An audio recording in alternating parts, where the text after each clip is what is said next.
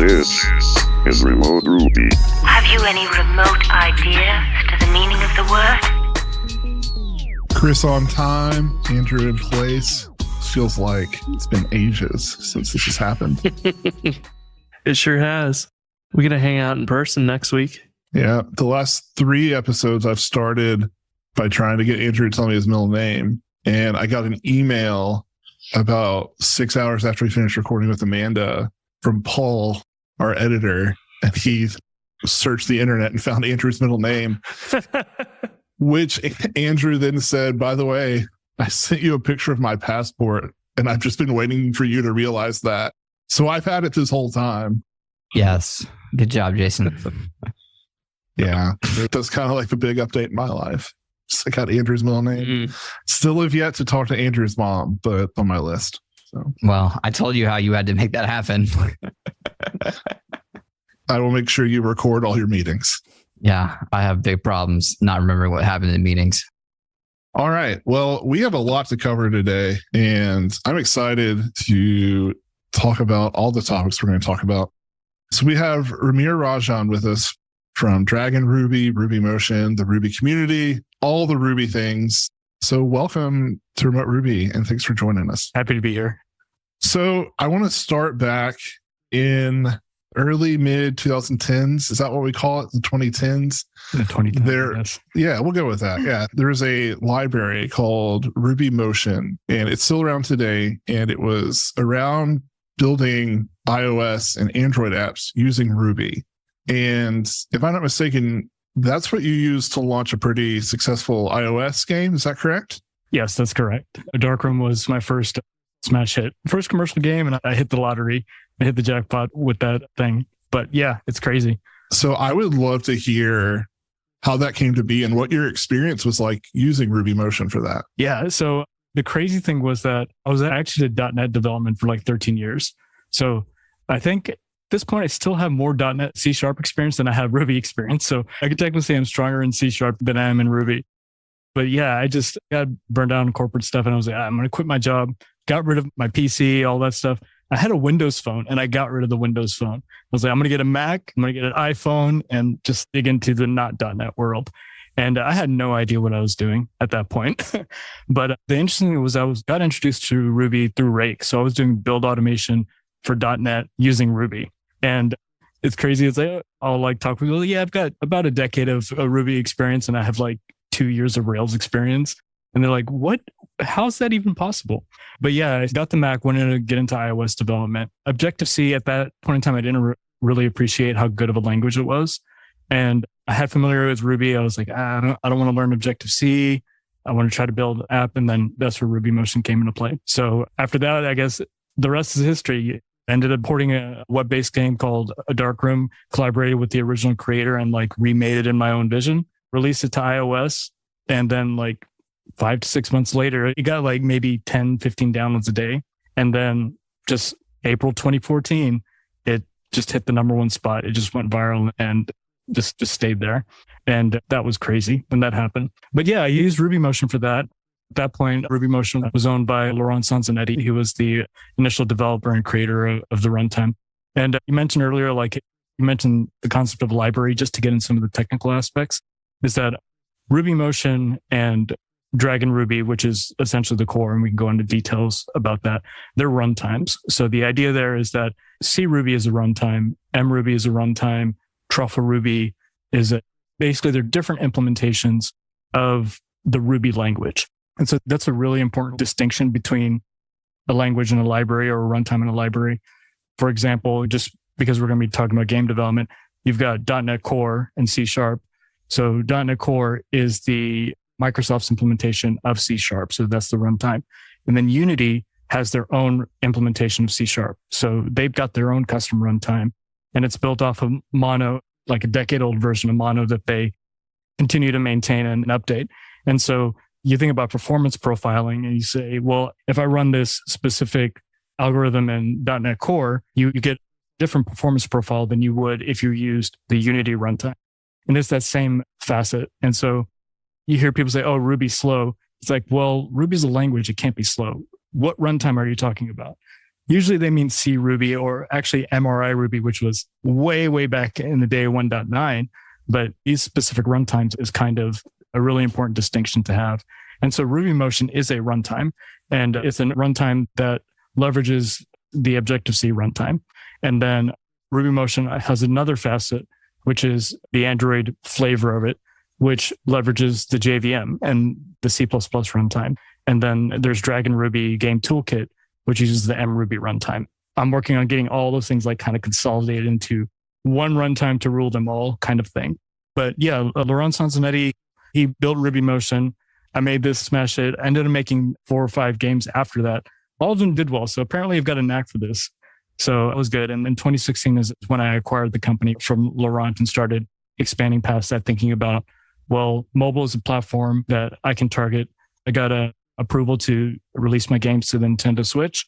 And it goes back to the same runtime aspects, like how do I get Ruby to run on the Nintendo Switch? And so the runtime was expanded, and that's where DragonRuby Game Toolkit kind of emerged from there. So it's still going good. I think it'll be 3.5 years since the engine has been in development, and it's great. It's fun working on games full time. And being an indie game dev, it sure beats working on tech software. I can imagine. I'm curious when it comes to RubyMotion. So if you're using RubyMotion, require you to still learn some of the iOS frameworks. I don't know. I think there's like Cocoa, things like that, any type of things that interact. Do you still have to know how to use those and you just implement it in Ruby? Yeah, absolutely. So the idea is that there's UI button. So UI button is an Objective-C class. And because the RubyMotion runtime is compatible with Objective-C, you can initialize an instance of that class and use it. So that was a facet of RubyMotion. That was the challenge, was that when I was porting my game over to Android, a lot of the business logic, like the backend code and the game logic, I could use in both environments because it was just plain old Ruby objects. But then when you start looking at UI stuff, it's like, okay, well, Android uses UI widgets and iOS uses UI button, and Windows might have different facet and all that stuff. So I ended up having to redo a lot of that UI layer, pull out and abstract what I could. But there was that reinitialization and rewriting of that code. And that's where kind of DragonRuby Game Toolkit came into fruition, was that I need a rendering pipeline that's consistent across all platforms: Mac, PC, Linux, Steam Deck, WASM, all the things. And what does that look like? And that's where that evolution came into play. The great thing is that all the docs that are available on like Stack Overflow or whatever, you see them, oh, here's how you do programmatically create a button. Well, you squint and tilt your head and you can translate that Objective-C code into Ruby and it just works. And so we're able to leverage a lot of the foundational knowledge that's out there and can natively support all the libraries such as AF networking, a lot of the core libraries that exist out that are just battle-hardened libraries out there. We're not reinventing any of that. You can just leverage those things. But that's the trade-off.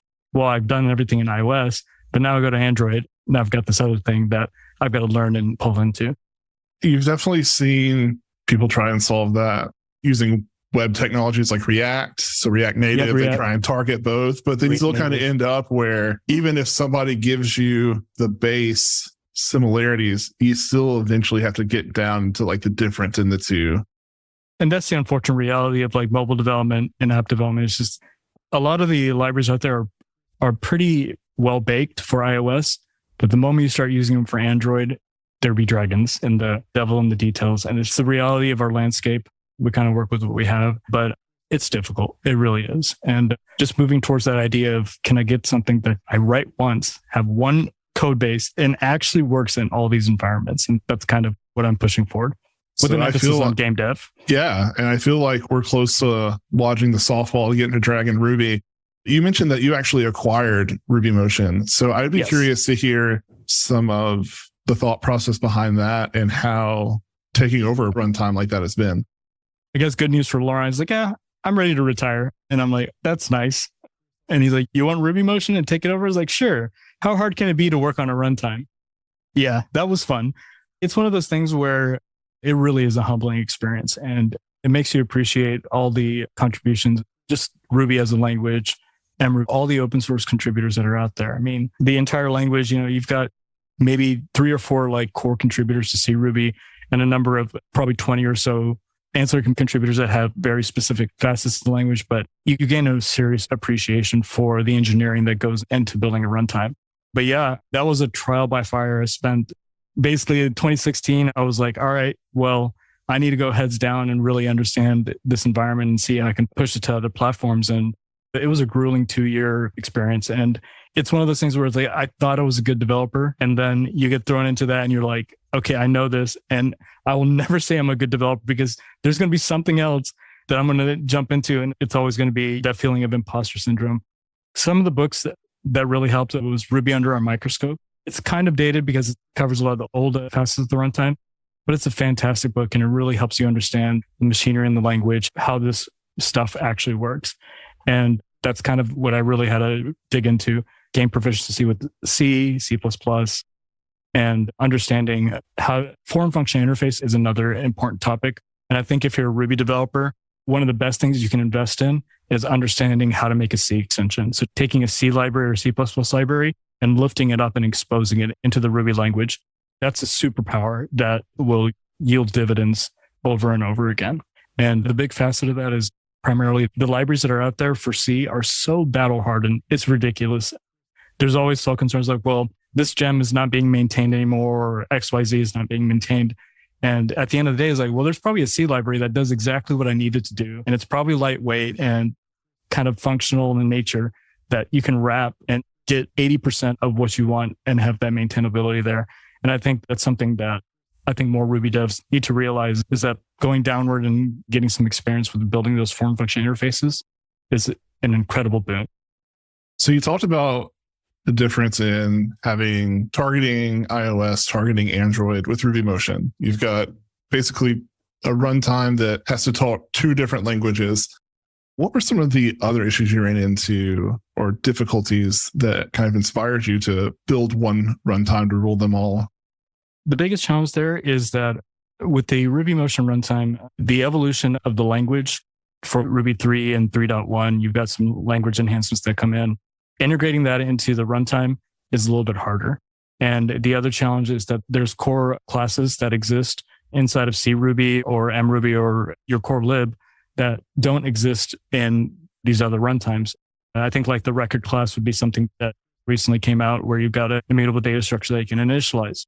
So there's an expectation where it's like, well, I want to be able to use that across all these platforms. But to have a native implementation that works in Java, in Objective-C, and all these other languages, it's a lot of work. So the idea of having this one runtime to rule them all is to have these, I call it like a multi-level runtime. So you've got this top-level polyfill that is essentially MRuby. So the idea there is that if it exists in the MRuby core lib or can be ported easily into MRuby, then at least you have it at that layer. And then as needs come in for like, oh, we need a more performant version of XYZ. Well, now I can drop down through that polyfill and say, I'm going to create a native Objective-C implementation of this thing that mirrors what the polyfill does for me. And so that's the idea of this like one language to rule them all, is to stay abreast to all the new enhancements that are coming to the Ruby language. And at the same time, cross-platform offering across all these different platforms and chipset architectures. But that's kind of the idea and why we had to partition it that way. So at the core, when you're on iOS, you've got the Objective-C runtime that you're leveraging. On Android, you've got the Java runtime you're leveraging. But if there's a construct that doesn't exist on either, we've got that polyfill that handles the trend that still works, right? Yeah, actually, one of the reasons we got synced up to record today was we actually put out a call like, we want to talk MRuby with someone. And then somebody's like, oh, DragonRuby utilizes MRuby. So I'm going to pitch this question for those listening who may not know how MRuby works. And what I'm really asking is for myself. How do you, yes, how do you utilize MRuby for DragonRuby? And you kind of hit on it there, but maybe even on like a more technical level of how it works. Yeah, absolutely. So the challenge with CRuby is that there's an assumption on the platforms it's running. So it's saying, I'm running on PC Mac Linux on an x86 chipset architecture. And just recently, I think ARM64 was added, and then you've got your WASM backend. So the problem is that when you're looking at consoles, they don't have these chipset architectures. It's not an x86 platform. So you can't simply just compile oh, I want to compile CRuby to run on these platforms because the compiler, the chipsets, it just won't work with it. So there's a lot of effort involved with getting that tool chain to compile against a specific chipset architecture and getting it compiled with some assumptions on standard libs. So on PC Mac Linux, you have standard libs for file access or standard libs for string. Some of these things don't exist in like a console environment. You don't have the same standard libs. So you try to compile CRuby and it's got a header that it's assuming is going to be there, but it doesn't exist. So that's like a holy crap. What do you do in that situation? And that's where MRuby comes into the picture, is that MRuby, the M stands for embedded. So the premise is that it's an isolated environment that doesn't assume what operating system or process or standard libs exist. So you can embed a very lightweight Ruby that you can code against and then expand on those foreign function interfaces to interop with like other systems. So one of the MRuby classes is file, right? So you can do file.read and file.read. It's in the core lib and assumes that you have access to standard libs to retrieve files, but it doesn't exist on console. So we have to create our own foreign function interface that says, how do you read a file cross-platform? That takes care of mobile, iOS, Android, all those things. And because it has so few dependencies and assumptions on the OS itself, that's what makes it easy to embed into a C program. And that's the bridge, is that once I can embed it into a standard C program, then all these platforms have compilation chains that can compile C code. So it's like I can use their custom compiler, compile this C code, which is just pure C, which has no assumptions on standard libs, and compile against their chipset architecture. And back in 2018 is when we started development on this. You can't compile CRuby to WASM. That just came out, I think, this year. But we were able to do that with MRuby because of mscripton. So we use mscripton because it assumes straight C. We can embed MRuby in there, and we've got C on the web. And so the ability to access all these chipset architectures by not assuming anything for that core language piece is really powerful. So you're actually in this environment. I guess you would compile MRuby and read that within C code. Exactly. Okay. And then so you're talking about file, for example, like a console has a different concept of what file means. There's not like a standard library for it. So you would actually write that, and I assume that's what FFI is here, that foreign function interface. Yep. That interface, so that you would write that in C so that something like MRuby code could understand that. And so when we compile MRuby, and we have the MRuby source locally, so our binary fully compiles and embeds that entire runtime inside of your game program. And one, it's small. And the other thing is that you have configurability options saying like, assume standard out doesn't exist in this platform, or assume file access doesn't exist in this platform. And because of the configurability of MRuby, we can opt into specific OS dependencies and then remove all those things. So we say, okay, we're not going to assume standard lib file access or standard lib IO, standard on standard in, and we're going to roll our own and polyfill those pieces.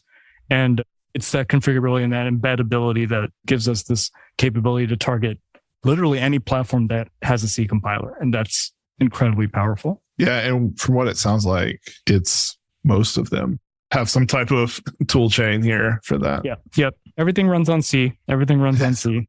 There's a C compiler for it. And the other amazing thing is that it's so tiny. The entire runtime is at 4.3 megabytes.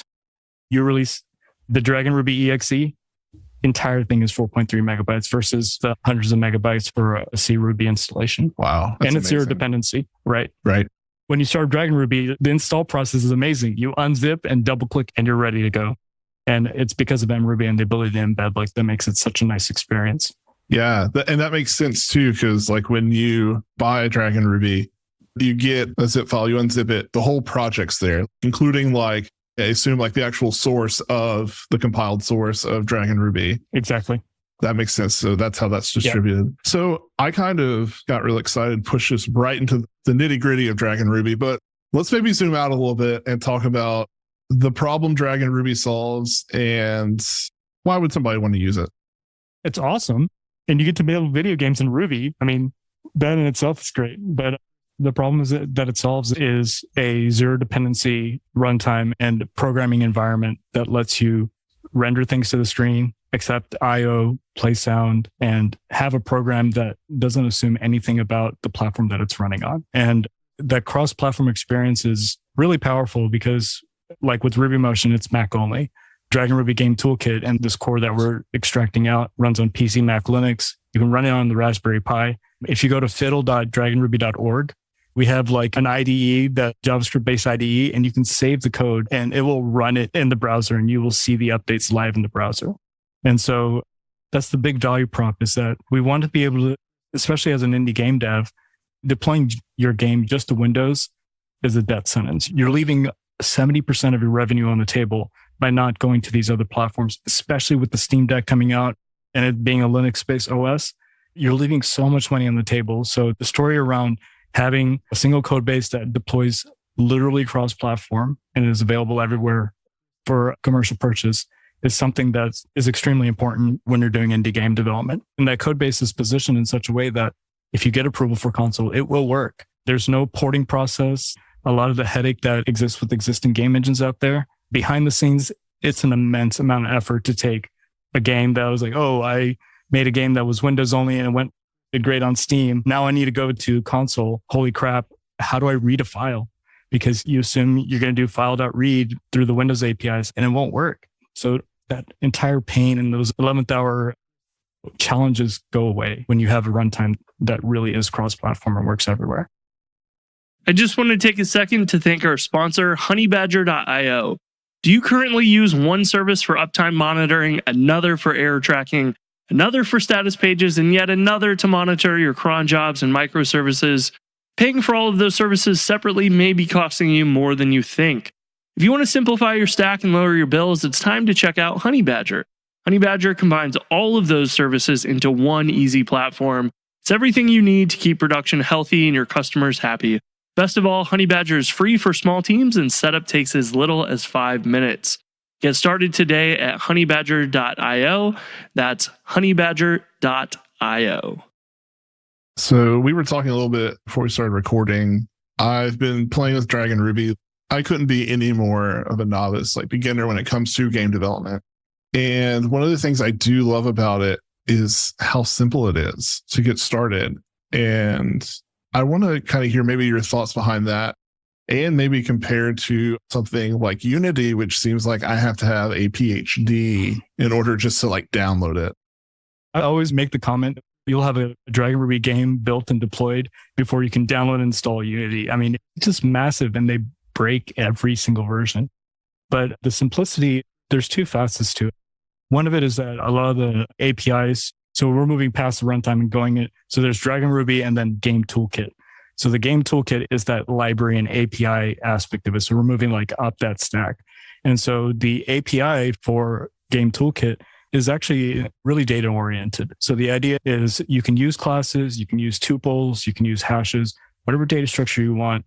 And you shovel these data structures into our render pipeline and it will render to the screen. So it's object oriented because it's Ruby, but the rendering pipeline and a lot of the environment centric APIs are all data oriented. And a lot of that was inspired actually by Clojure.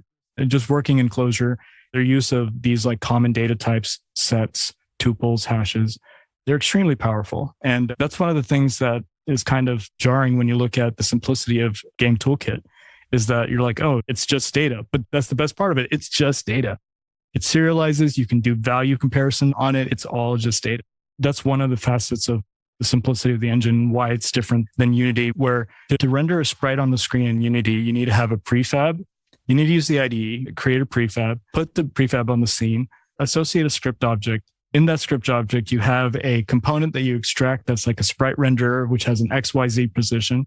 And to set the position of the sprite, you can't just set pixel value. You got to use quaternions. Yeah. And it's like, oh, great. Now I'm doing quaternion math, move a sprite across the screen. And the lack there is that it doesn't have that data-oriented facet to it.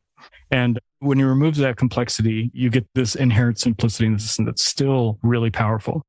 Another part of the API, and I think this is really an observation that I've seen about the Ruby programming language, is that a lot of people say that, oh, there's so many ways to do things in Ruby, and they kind of see it as a criticism. And for me, what I see is that there's a spectrum of solutions that Ruby provides you. So you can do it quick and dirty and opt for speed of implementation versus something that's more robust at the end of it. And so like the concept, I coined the continuity of design. So continuity of design TM. And so the idea is that you can define a variable inside a function and you say like foobar equals hello. But there's an interesting continuity is that if I wanted to promote that variable to be used elsewhere, I promote it to a method. And because the parentheses are optional, your call site doesn't change. And so that continuity is there. And now it's like, well, I'm going to use this method across multiple files. Well, you can promote that to a module and then include it. So you got that next step of continuity. And then finally, the final step is the class. So that spectrum is available to you. Do you immediately go to a class that has a foobar function if you're only using it inside of one function? Probably not. You just create a variable. But it's that spectrum that's a very core part of the language that I think is not vocalized enough. And so latched onto that and said the API is going to have the same spectrum where you can do a simple array to render a thing, right? You do open bracket 0, 0, 100, 100, and a string, and you've got a sprite rendering to the screen. Is that going to be sustainable long term? Probably not. Then you want to go to hashes or named parameters, and then that still works. And you're like, now I want to go to classes and have something that has more object-oriented concepts, but that spectrum is still available to you. So those two big things are what sets DragonRuby apart from these other engines, is that simplicity, the upfront simplicity, the data-oriented API, and then that continuity of design, where you can expand the complexity of your system as you need it, as opposed to having to do quaternions up front. I love hearing you explain that because that's literally like, maybe the docs walk you through that, but that was literally my process of like, I started with an array and then I refactored it to a hash and then I stayed in hash land. I didn't. For a while, hashes are so great. They're really powerful, but yeah. I also noticed that I can take a hash and use dot syntax on it. Yep. Is that something you just kind of syntactically added? Yeah, so we added that to so you've got your runtime, and then I guess the next level up is your core lib, and then you've got your library. So that we added into our core lib to give you that exact continuity. So you can make it quack like an object or a class, and then defer the need to move to a class because of that dot syntax. And there's gotchas, right? The length is unhashed, so we don't shadow those properties, and there'll be some situation there. But it's kind of like that pleasant transition that kind of helps that evolution. And you'll notice that even the tuple arrays have a .x. You're like, where did .x come from? But those are expansions to the core lib that we added to help streamline that continuity. I think there's just from my standpoint as a beginner, made it so approachable. It made it fun. I even sent you a Twitter DM after like 3 hours of messing with it, just because it made me feel like, oh, I can do this. I think the philosophy is spot on. I think it's awesome. And I think that's another aspect of game development and encouraging Ruby devs to get into game development is that it's a place for you to play. We've got Rails, we've got all these existing very mature process of doing development. But with that maturity and that craftsmanship, we lose the innovation.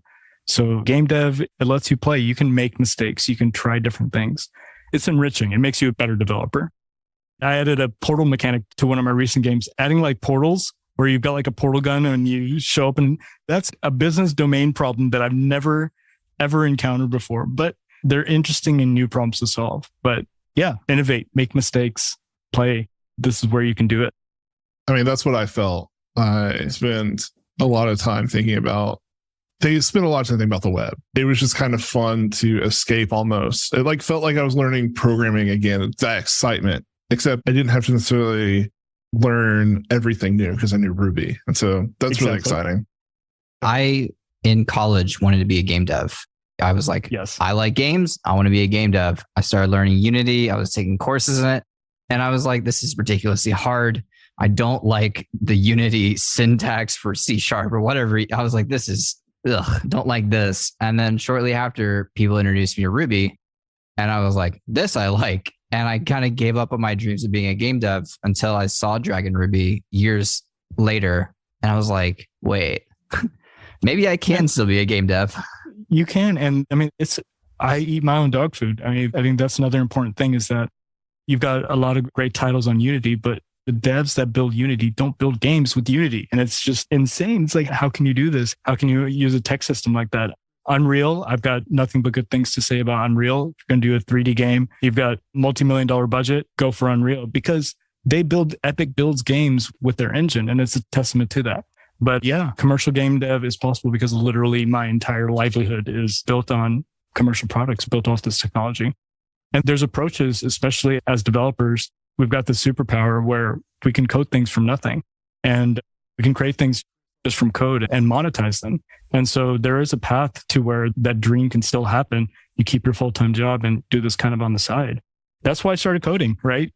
I'm a kid, 14 years old. I want to build a video game. And that's been my dream. I was 31 when I finally got to it, but it's never too late. It really isn't. Yeah. So you mentioned you've had 4 or 5 games after a dark room. How many of those are RubyMotion? How many of those DragonRuby? So everything is built with RubyMotion. In 2018 is when I got access to Nintendo Switch, but I was already hitting that point of upkeep where I'm like, if I want to sustainably do this and have new titles and not worry about the upkeep, I need to solve this cross-platform problem because it's a very real problem. That's where I was like, I need to take a step back and figure out how to fix this upkeep issue, especially with like the new release cycle, yearly release cycle. So that's what happened. Again, the great thing, the backend code, it's all plain old Ruby objects, so I can port a lot of that over. And then when it comes to getting these titles on new platforms, I now have that ability to do that. I can now deploy to Steam. I can port my other projects to the Nintendo Switch or what have you, and itch.io and web. So a lot of my core games are still in RubyMotion. There's facets of it that are being ported over as I explore new platforms. I mean, at this point, I'm at like 76,000 lines of code. It's a lot of code. And RubyMotion is not going anywhere. It still works. And it's just a matter of saying, okay, how can we consolidate this into this single core? And I just take it one game at a time. Which game were you able to get onto the Switch? It was a Dark Room. That was the first title. So when that port happened, then it was like, okay, I finally have one code base. Thankfully, finally. And that was about 20,000 lines of code. So the game code and the air quotes business logic was about 15,000 lines of that. So being able to just get rid of that other 5,000 lines, the upkeep is gone. And it's just a really good feeling from that perspective. I was going to ask, so if someone's listening and wanted to obviously make a game for fun, but let's say they actually did want to try and get into like, I want to make a game, I want to try and sell it. What's some advice you would give them? The best advice I can give is you want to take advantage of the fact that you're an indie game dev. So you're not a faceless company. You're a human being. So when you, air quotes, market your game, be like, hey, I'm Amir. This is who I am. These are the games that I like. And this is why I'm building this. And what you also want to do is you want to target hyper niche communities. So don't build the generic XYZ, FPS, or Candy Crush clone. You can't compete on that scale specifically from a marketing standpoint, user acquisition. You just can't. But there are so many underserved communities that are obsessed with Metroidvanias or are obsessed with a specific type of strategy game. And those are the type of communities that you can specifically target. So you want to target hyper niche and you want to build a lot of small games quickly. So the idea there is that usually I put a 240 hour dev hour limit on my games. So in a concrete example is there's an anime called Initial D, but it's got a cult following. It's an anime about racing cars. It's the AE86, which is like this Toyota Corolla from back in the day. And this kid driving a Toyota Corolla beats everyone. And the number of games out there that cater to that audience that loves that anime, it's very small, right? A big company is not going to target that. So I built a game specifically about driving the AE86 on one of the iconic mountain passes in Japan called Akino. And I cater specifically to the Initial D community. So there's subreddits for Initial D. And I post on and say, hey, I love the anime. Here's my, sport Subaru WRX, which is like, I'm one of y'all. And I'm building this game and here's what I'm trying to accomplish. And here's the feel that I want to get out of that. So you build that relationship with that community and they know me as a person. So when I release it, they're like, I'm going to buy your game. And that kind of shifts the world, is that you're not looking at freemium. You're not looking at ad-based stuff. They're going to purchase your game. And it's a small amount of money. It's not going to be millions of dollars, but if you make maybe $100 a month, but $100 a month on a 3-month investment doesn't sound like a great return, but the long tail is massive for that. It stays around for a very long time. And so you build a new experience on that cadence, catering to these specific communities, either as follow-up DLCs or other interest basket weaving simulator, something that caters to those specific communities. And over time, you've got these array of products that lift you up. And suddenly you're making $400 a month. That's a car payment for life. It's a car payment. And when you frame it like that and you say, this is something I can do 240 hours, target a hyper niche community, find that community via a member of it, get that small money. And if it does well, great. If it doesn't, okay, try another community or try another spin, and just catering to those small environments where you don't have competition from these large companies. And that's how you can make it as an indie. It may depend on the community, but do you have a recommendation for a platform people start to target as like their first? I do primarily Reddit. I'll go to like a subreddit. If a subreddit has 1 million people, it's probably too big. But if you can find a subreddit that has like 50,000 people, then you're like, okay, this is something that I can target. And kind of the math that I do in my head is like, okay, if it's 50,000 people, I get a 2.5% conversion rate over the lifetime of my app. Does the math work out? Does it make sense? Do the numbers work out to where it's worth investing that specific time? And I think that's primarily what I use as a community. I know some game devs use Facebook. I occasionally post to Facebook groups that are like specifically around a specific community. And analytics are just kind of tricky to track from that perspective. But yeah, these small communities is really what you want to target. And think about the games you love and that you grew up in. It's like, I love this game to death. Well, take that game that you love and remove things from it. So it's like, okay, I liked Final Fantasy Tactics. Okay, I love Final Fantasy Tactics. If I remove the storyline, would I still love it? Yes. If I removed all the classes except for the Lancer and Samurai, would I still love it? Yes. And so you pare it down to this distilled experience. And you're like, if I made a Final Fantasy Tactics that just had the Samurai, you have all of this cool Samurai abilities and you just destroy bosses, would that be a fun game? I would play it. And that's what you bring toward to Final Fantasy Tactics fans. It's like, I built a distilled experience that centers around the skills of a samurai. And it's a single thing. And that's something that you can actually release in a short period of time and actually monetize. And then you build out from there. But yeah, that's the idea. So small game, small community, and then be the human that you are. Yeah. You use DragonRuby and you build something like this. Do you push it out to every device type you can? Or do you... Okay. From day one. So the interesting thing there is that you might set it to free on a specific device. That can serve as a loss leader. So like for Initial D, the desktop version is actually free. So you get it off my itch page and you play it in the web. But the mobile versions are for pay. So PC and desktop versions end up being the loss leader because they'll bring it up in the web, play a little bit, hey, I like this. It's fun. And I'm, man, I'm going to play this while I'm standing in line. Well, then they actually download it on mobile. So you have options to kind of like cross-pollinate and kind of shift your monetization strategies from that perspective. But that's the other thing is that from a marketing standpoint, you can do search engine optimization for maybe one area, but the best way to get more eyes on your product is to have it on as many platforms as possible because that's how they're going to find it. And literally one-click deployment for this stuff. You call DragonRuby Publish and you get those binaries that come out. It's so little effort and you get more eyes. It helps a lot. Yeah. It lifts the tide for everything. So we've talked about the Switch. We talked about mobile phones, WASM, support for Xbox and PlayStation available. Yep, absolutely. And then I read on maybe the DragonRuby, like when you go to purchase it, a certain license comes with being able to do platform support. And I got the vibe that it's a little more difficult. Like maybe there's more red tape for getting to Xbox and PlayStation. Yeah. So we have to do NDA verification. So we can't give you access to those binaries and those pieces of documentation unless we've done NDA verification. So you say, hey, I've got access to the console. We go to their specific console forums and make sure that you can log in and verify.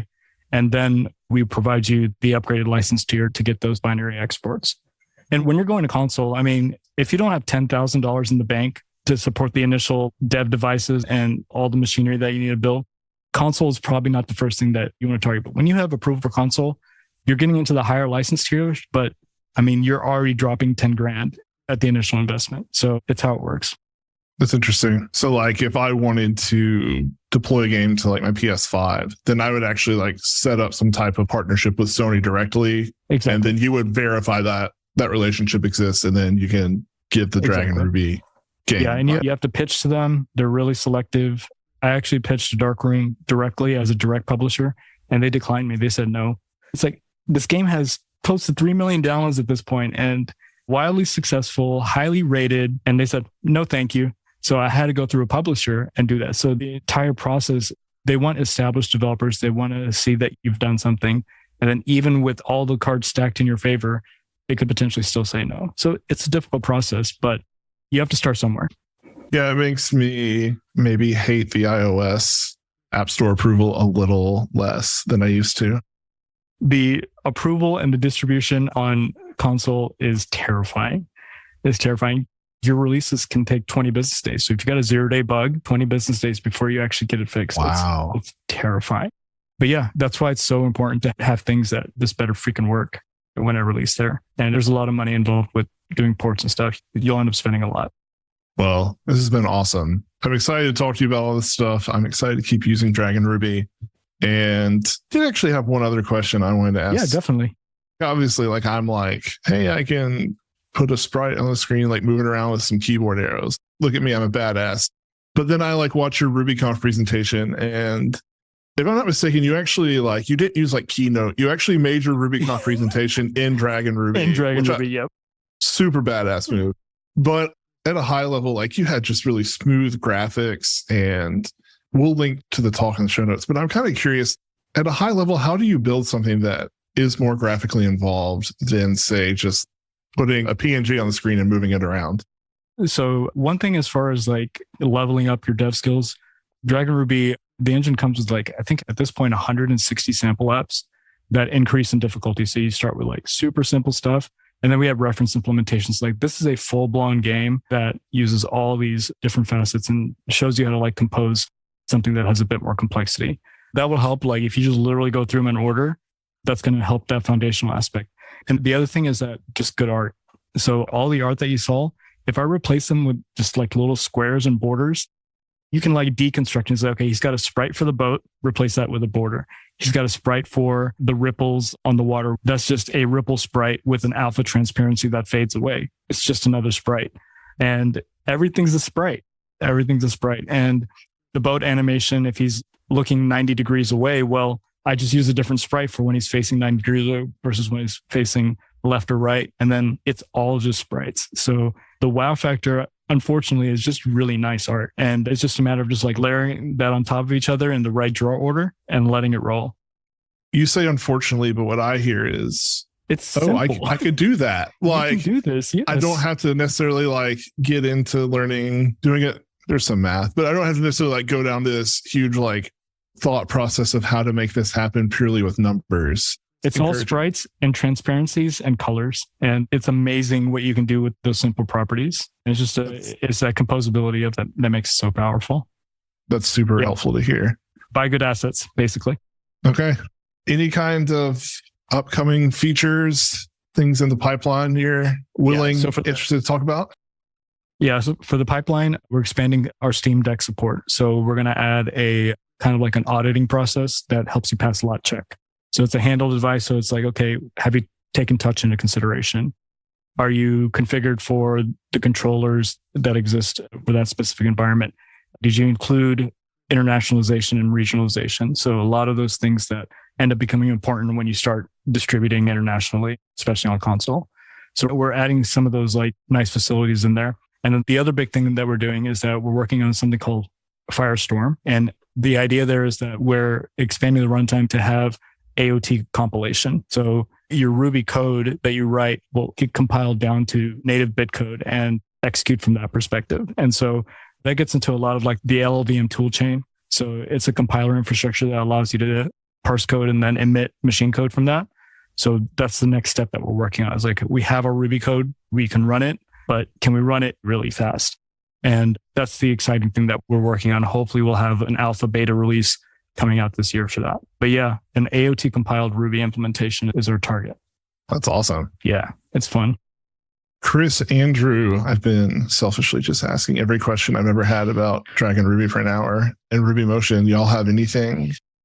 Could keep listening for like another hour, honestly. I'm just soaking it in.